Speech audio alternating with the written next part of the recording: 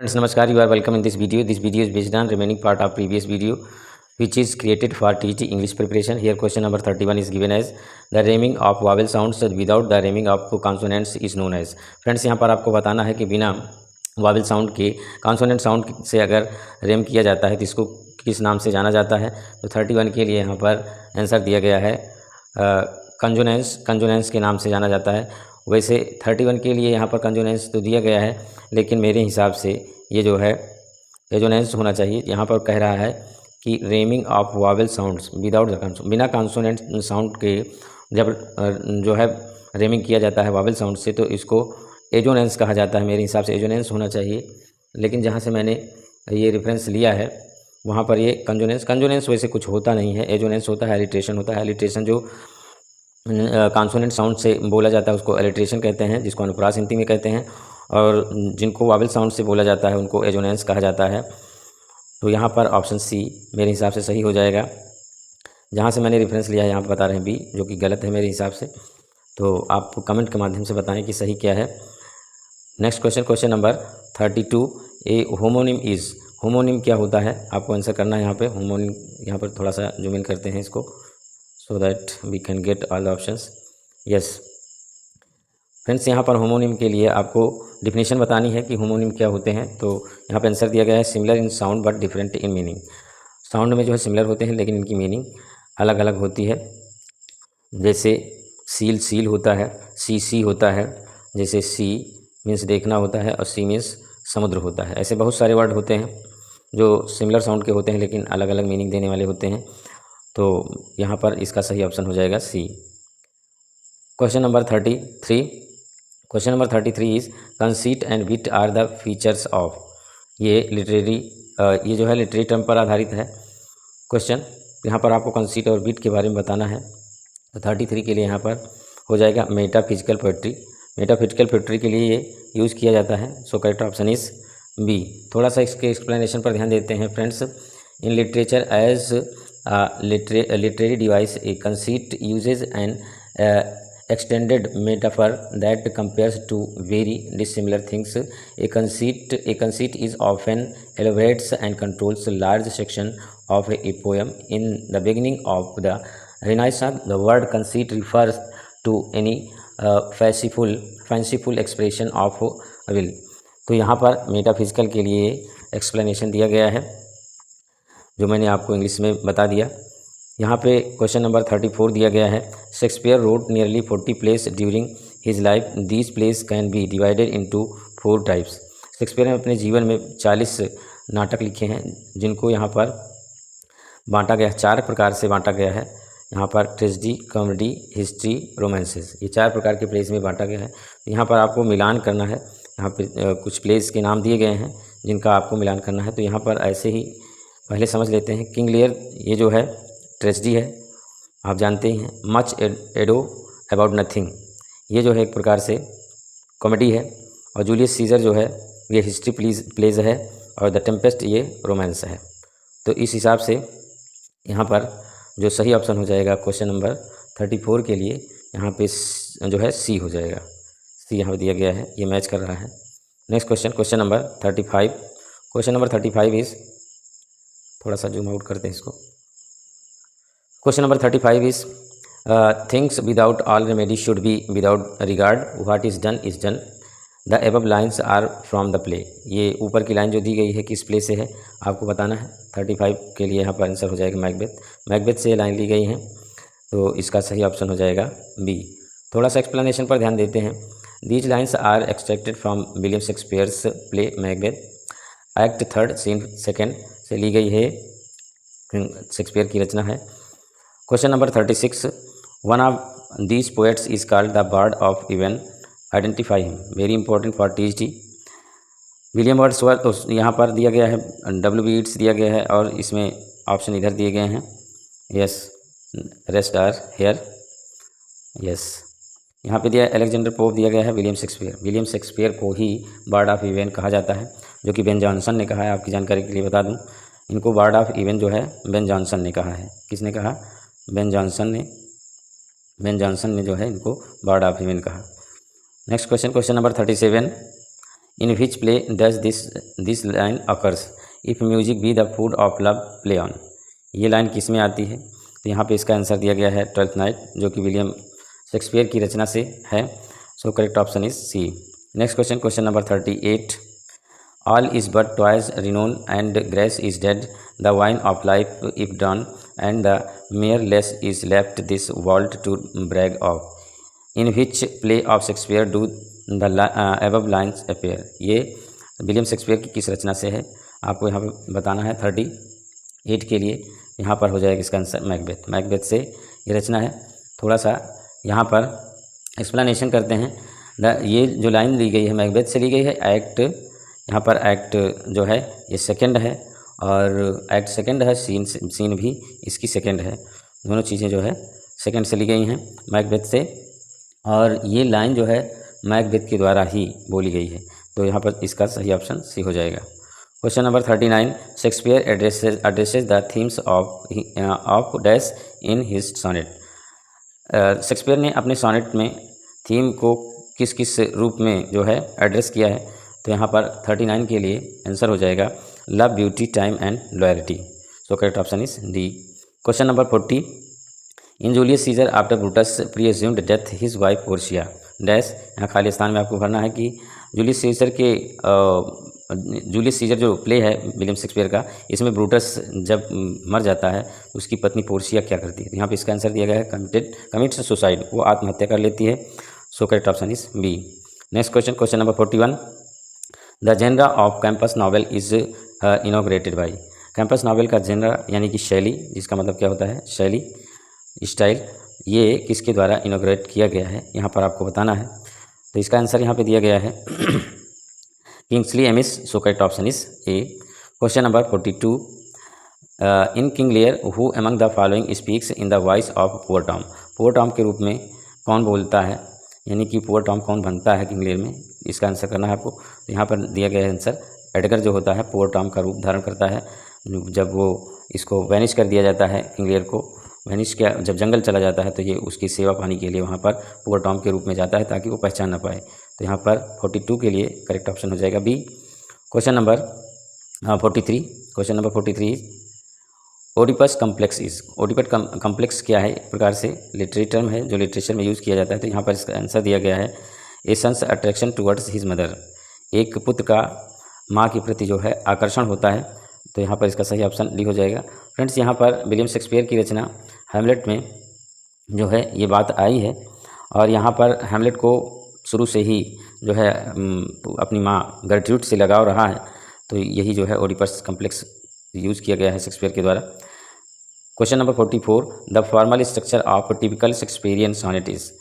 जो शेक्सपियर के द्वारा लिखी गई सोनेट है, इनका टिपिकल स्ट्रक्चर क्या है आपको बताना है। तो यहाँ पे दिया गया इसका answer 3 quadrants and a couplet. 3 quadrant होते हैं इसमें, 3 चौक 12, और एक कपलेट होता है।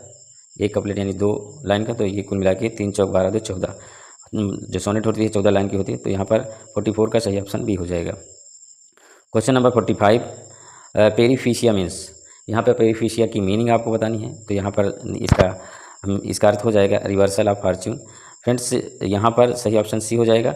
एक बात और आपसे बताना चाहूँगा कि हमेर्शिया, पेरिफिशिया और क्या कहते हैं कैथरेसिस, ये तीनों जो है टर्म बहुत ही इंपॉर्टेंट होते हैं टीजीटी के लिए। तो आपके लिए मैं यहाँ पर एक प्रश्न छोड़ता हूँ कि हमेर्शिया और कैथरेसिस ये क्या होती हैं, आप कमेंट के माध्यम से मुझे बताएं। Next question, question number 46। Yes, question number 46 is miracle plays are based on the lifes of. Miracle plays जो होते हैं किसके जीवन पर आधारित होते हैं? Very easy and very important for TGT aspirants. यहाँ पर इसका आंसर दिया गया है सेंट्स। सेंट्स के जीवन पर आधारित होती है miracle plays. So correct option is D. Next question, question number 47। John Milton's description of gold as a precious bane Paradise Lost book second is best described as. John Milton की रचना जो paradise Lost book second है, इसमें precious ban की बात कही जाती है। तो ये क्या डिस्क्राइब करती है? 47 के लिए यहाँ पर आपको आंसर करना है। यहाँ पर आंसर दिया गया है an oxymoron. So correct option is B. ज़्यादातर विरोधाभास की बात की गई है यहाँ पे। 48। Milton's lament for his blindness occurs in. Milton का जो रुदन है वो ब्लाइंडनेस के लिए ये किस में होता है? तो यहाँ पे इसका आंसर दिया गया है paradise lost. So correct option is A. Next question, question number friends यहाँ पर और जो ये दी गई रचनाएं ये सब मिल्टन की ही रचनाएं हैं। यहाँ एरोपेजिका जो है ये प्रोज में है और बाकी जो है पोइट्री में है। Question number 49, who replies to Milton's question doth God exact day labour light denied in on his blindness. यहाँ पर आपको इसका आंसर करना है कि मिल्टन की क्वेश्चन, इस क्वेश्चन का कौन जवाब देता है। तो यहाँ पे आंसर दिया गया है पेशेंस। मिल्टन का पेशेंस होता है धैर्य, जिसको कहते हैं, क्या कहते हैं, धैर्य। मिल्टन का धैर्य ही जवाब देता है। क्वेश्चन नंबर 49 के लिए यहाँ सही ऑप्शन हो जाएगा C. Question number 50, Milton's on his blindness ends with an expression of the poet's. यहाँ पर आपको बताना है कि मिल्टन की रचना ऑन हिज ब्लाइंडनेस, ये इसका अंत किस प्रकार के एक्सप्रेशन से होता है। यहाँ पे आंसर दिया गया है faith in God's way. So correct option is A. Question number 51, identify false stop words in Henry fourth part 1। Henry fourth part 1 में फॉल्स स्टॉप को आपको आइडेंटिफाई करना, किस प्रकार का ये शब्द बोलता है। तो यहाँ पर ये इस आंसर दिया गया है now Hal what time of day is lad. So correct option is B. Next question, question number 52 is Macbeth is a play by William Shakespeare about. Macbeth जो प्ले है इसमें किस प्रकार की बात सामने आती है, मतलब इसका थीम क्या है, ये आपको बताना है। तो यहाँ पे आंसर दिया गया है इसका रेजिसाइड। रेजिसाइड का मतलब होता है राजा की हत्या, राज हत्या जिसको बोलते हैं। तो यहाँ पर करेक्ट ऑप्शन इसका डी हो जाएगा। फ्रेंड्स यहाँ पर और ऑप्शन की बात कर लेते हैं, थोड़ा सा इंक्रीज कर देते हैं नॉलेज को। होमिसाइड का मतलब होता है मानव हत्या, और सुसाइड तो आप जानते ही हैं, और ब्लैकमेलिंग भी आप जानते हैं। यहाँ पर सही हो जाएगा इसका रेजिसाइड, राज हत्या की बात इसमें होती है। Question number 53, the play Hamlet by William Shakespeare is categorise into which category on the basis of theme of the play. यहाँ पर आपको बताना है कि हैमलेट जो प्ले है विलियम शेक्सपियर का किस प्रकार की कैटेगरी में आता है ऑप्शन से। तो सभी को पता है कि हैमलेट जो है एक प्रकार की ट्रेजेडी है। So correct option is B. यहाँ पर फ्रेंड्स एक प्रश्न और आपसे करना चाहूँगा कि विलियम शेक्सपियर की एक कॉमेडी, एक हिस्टोरी प्ले और एक रोमांस का नाम आप कमेंट के माध्यम से बताएं। अभी हाल ही में जो है लिटरली मैंने आपको ये बताया है, रिटेन हो तो आप कमेंट के माध्यम से बताएं। तो यहाँ पर क्वेश्चन नंबर 54 आ गया, Macbeth utters his Sherlock tomorrow and tomorrow when. ये शर्लॉक कब बोलता है, ये आपको बताना है। इसका आंसर यहाँ पर एक दिया गया है जो मैच नहीं करता है, और इसके जो रिमेनिंग पार्ट हैं इधर दिए गए हैं। देखते हैं रिमेनिंग पार्ट में क्या दिया गया है। यहाँ पे देखते हैं, he receives the news of lady Macbeth death. जब अपनी पत्नी मैकबेथ, लेडी मैकबेथ की मृत्यु की न्यूज़ को सुनता है, प्राप्त करता है वो, तब ये बात बोलता है टुमारो एंड टुमारो। तो यहाँ पर करेक्ट ऑप्शन बी हो जाएगा। फ्रेंड्स एक क्वेश्चन और यहाँ पर मैं आपसे करना चाहूँगा कि टुमारो एंड टुमारो में किस प्रकार का फिगर ऑफ स्पीच हो सकता है, कमेंट के माध्यम से आप बताएं। Question number 55, who is the first character to die in William Shakespeare's play Hamlet. William Shakespeare के द्वारा रचित हैमलेट नामक नाटक में सबसे पहले किस कैरेक्टर की मृत्यु होती है, मारा जाता है, कौन सा कैरेक्टर, ये आपको बताना है। यहाँ पर आंसर दिया गया है पोलोनियस। पोलोनियस जो है सबसे पहले मारा जाता है। तो यहाँ पर 55 का करेक्ट ऑप्शन ए हो जाएगा। थोड़ा सा इसके एक्सप्लेनेशन की बात करते हैं। Polonius father of Hamlet's beloved Ophelia died first in William Shakespeare's play Hamlet. यहाँ पर बता रहे हैं कि वो ओफेलिया जो है, ये गलत थोड़ा एक्सप्लेनेशन दिया गया है मेरे हिसाब से। पोलोनियस से चूँकि जब हैमलेट जो है स्टेज पर होता है तो एक भाला चला देता है जो कि पोलोनियस को लगता है। यहाँ ओफेलिया बता रहे हैं, आप कमेंट के माध्यम से बताइए कि सही क्या है। यहाँ एक्सप्लेनेशन में दे रहे हैं कि Polonius father of Hamlet's beloved Ophelia died first in William Shakespeare play. Ophelia की मृत्यु बताई जा रही है। थोड़ा डाउटफुल है, आप क्लियर करके बताएंगे, आप तो ज़्यादा जानकार हैं। Question number 56, ripeness is all occurs in. ये लाइन, ये फ्रेज किस में आता है आपको बताना है। तो 56 के लिए यहाँ पर आंसर हो जाएगा, किंग लियर में लाइन आती है। थोड़ा सा एक्सप्लेनेशन करते हैं। किंग लियर एक्ट, ये लाइन जो आती है एक्ट 5 सीन सेकेंड में आती है। एक्ट 5 और सीन सेकेंड में आती है ये लाइन, और इसको जो है जो एडगर होता है वो इस बात को कहता है। एडगर जो इसमें होता है वो इस बात को कहता है। तो यहाँ पर इसका सही ऑप्शन हो जाएगा ए। क्वेश्चन नंबर 57, वर्ड्सवर्थ वर्ड्सवर्थ एक थे, क्या थे, रोमांटिक पोएट थे। सो correct option is A.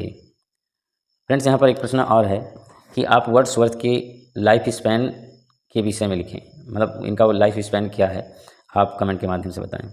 Question number 58, in 3 years she grew the little girl will be sportive as.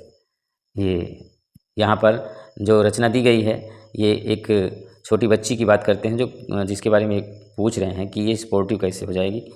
तो यहाँ पर इसका आंसर दिया गया है द फॉन। फॉन की तरह, फॉन मीन्स होता है हिरण का बच्चा, तो ये हिरण के बच्चे की तरह हो जाएगी। फ्रेंड्स यहाँ पर भी मैं एक प्रश्न आपसे करना चाहूँगा कि ये किसकी रचना है, आप कमेंट के माध्यम से बताएं। तो यहाँ पर 58 का सही ऑप्शन बी हो जाएगा। Question number 59, the still sad music of humanity in which poem of William Wordsworth does this line occur. ये लाइन किस विलियम वर्ड्सवर्थ की किस रचना में आती है ये आपको बताना है यहाँ पे। तो इसका आंसर यहाँ पे दिया गया है lines written in a few miles above Tintern Abbey. So correct option is C. Question number 60 and last question of this video. I will continue creating videos based on TET English preparation if you support me by subscribing my channel. Question number 60 is The 2 April Mornings is a poem by, very important for TET preparation. इसका answer आपको करना है।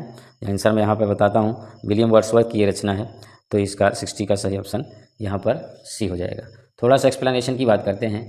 The 2 April morning is a poem by William Wordsworth. इनका life span मैं आपको यहाँ पर बता देता हूँ। विलियम वर्ड्सवर्थ का लाइफ स्पैन जो है 1770 से 1850 है। क्या है?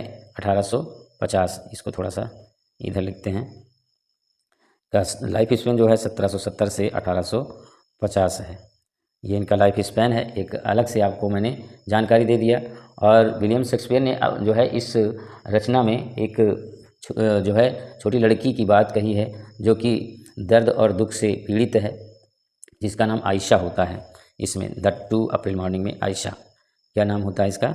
आयशा इसका नाम होता है यहाँ पे। तो फ्रेंड्स आज की वीडियो में बस इतना ही।